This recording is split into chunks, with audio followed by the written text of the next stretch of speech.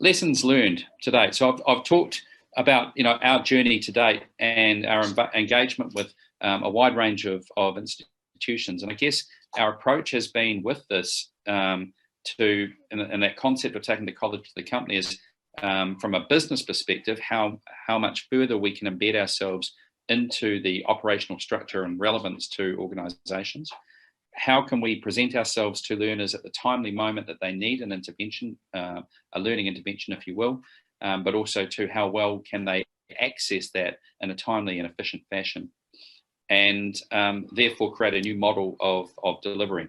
And we've had a lot of success, but I guess from a overarching perspective of our approach was to create a tailor-made team that then delivered largely to organisations, and as we term it in New Zealand, a fee-for-service approach, so a third-party revenue approach.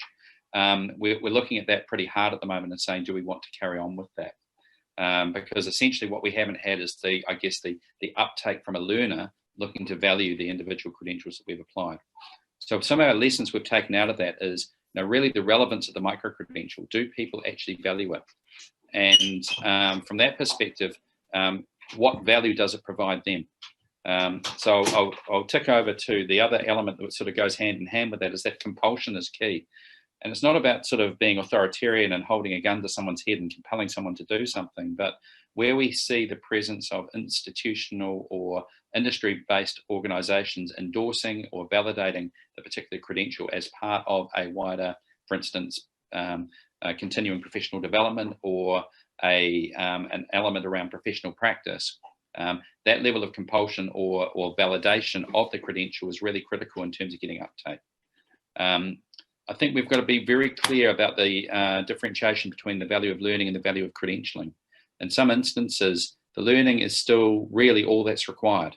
So a micro-credential adds value, but maybe doesn't add value in the context we hope it would. And so therefore weaving the credential into learning, making it seamless for the learner is really important too, and in terms of effective micro-credential design.